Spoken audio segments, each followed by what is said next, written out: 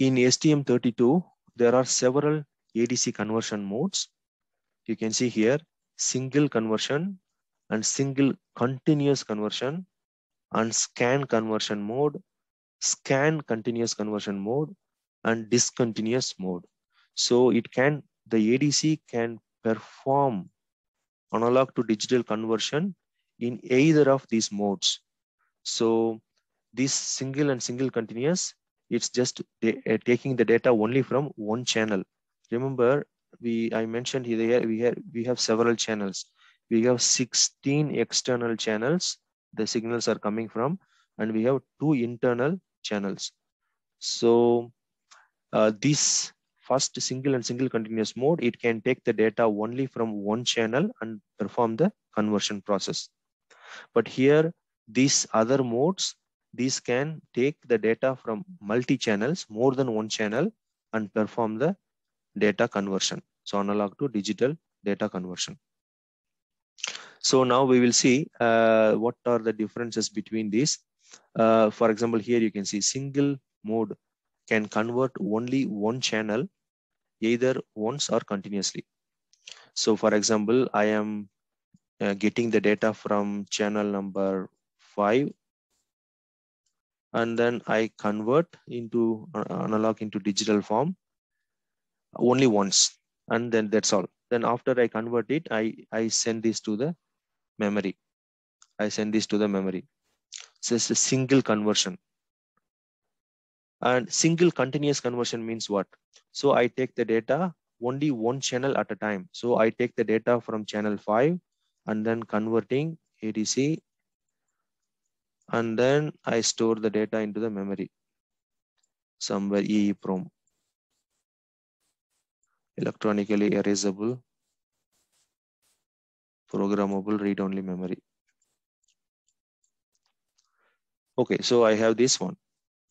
This is a single conversion. Then after perform if you configure the ADC in this mode, so after complete this operation, then the ADC will not do anything. But single continuous means it will perform one channel data at a time, but continuously. So for example, it will take the data from channel 5 and then perform the conversion and then store into the memory. And then it will take the data from channel 6 after this, and then it will perform the conversion ADC, and then it will store the data into another memory or the same memory. And then it will take the data, the next round, maybe it will take the data again from channel 5, and then it will perform. It will take only one channel at a time, single, but continuously it will perform the conversion process. This is the single mode and single continuous mode of ADC. In scan mode and scan continuous mode, what does it mean? Scan mode can convert a set of predefined channels in a single shot or continuous mode. So here you can see, instead of getting the data only from one channel at a time, in this scan mode, so here the ADC can get data from multiple channels, maybe channel 1, channel 2, channel 2, channel 3. There are several input it will take, ADC. So what it says, so it will scan all the time these multiple channels, and it will perform the conversion. And then of course, after each conversion, the result will be stored into the corresponding memory using DMA. This is the memory. You can use any memory. Okay, so this is the scan mode. It can convert set of predefined channels. For example, I want only these 3 channels. I predefined these channels. So it will take the data only from these 3 channels and perform the data conversion, analog to digital conversion. Either it will just only once it will take the data from all these 3 channels and convert and then store into the memory, and then it will just sleep. Or it will, after take out the data to one round, and then the second clock cycle, it will take the data again. And the third clock cycle, it will take the data again from these 3 channels, and continuously it will perform the conversion and store into the memory.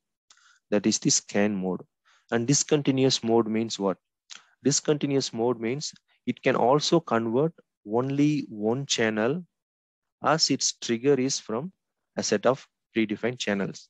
So for example, this is a discontinuous mode.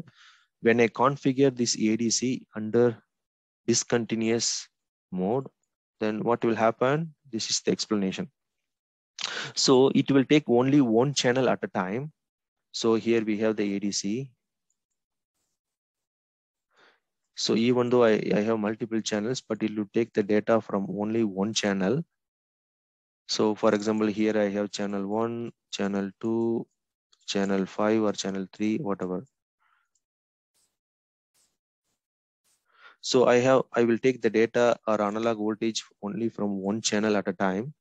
And then of course I will perform the conversion, right? I have to perform the analog to digital conversion using this ADC, but I will wait for some kind of trigger signal. So maybe I get the trigger signal from timer. So I ask this ADC to perform the conversion only after certain time delay. I set up maybe 3-second time delay. So I set up the time. So once after complete the 3 seconds, the timer will generate interrupt signal or some kind of trigger signal. Then this trigger will trigger this ADC. Then this ADC will take the data immediately from one channel and perform the conversion and then send the request to DMA.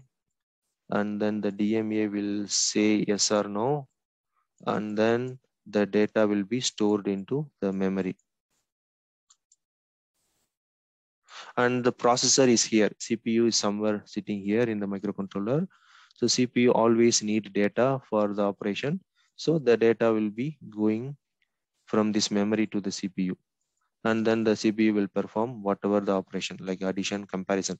For example, if I have this lower threshold, upper threshold, then the CPU must perform the comparison operation. So whatever the real-time data that is read from this ADC and memory, this is the real-time data coming from external world, and it performs the conversion in terms of microsecond very fast. And then it will go to the memory, and then the data will be read and then of course stored in the buffer, and then it will perform the operation. So that is the practical operation. Okay, so here you can see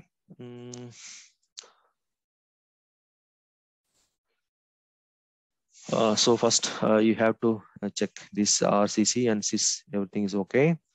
And you can set up this USART, universal synchronous asynchronous receiver transmitter mode.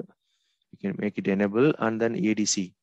So you click the ADC, then under the ADC, there are so many channels.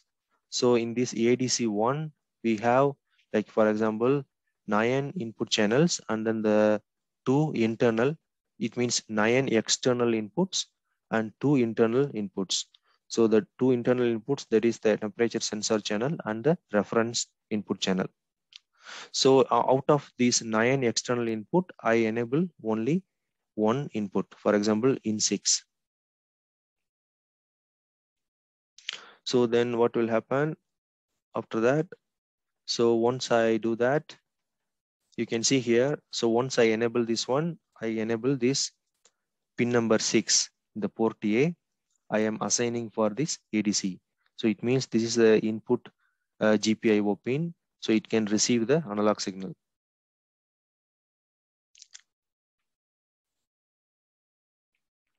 This one is indicating here based on your selection. So, and then you can go to the clock configuration tab. The clock configuration tab, you can check the prescaler values and the maximum clock speed. So I set up the maximum clock speed as it is, and then the prescaler value I set up to. And then you go back to this again, the main page, configuration page. And then here you can see this analog to digital converter because you already enabled the ADC one. So ADC one you can see here. And then here you can click this. And then under that you can go to the parameter settings. And then the parameter settings, you can see different parameters. And here you can see the mode.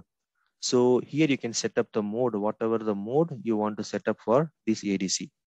So ADC 1, so you have the scan conversion mode or continuous conversion mode or discontinuous conversion mode. So whichever the mode you want to select or enable, you can do that.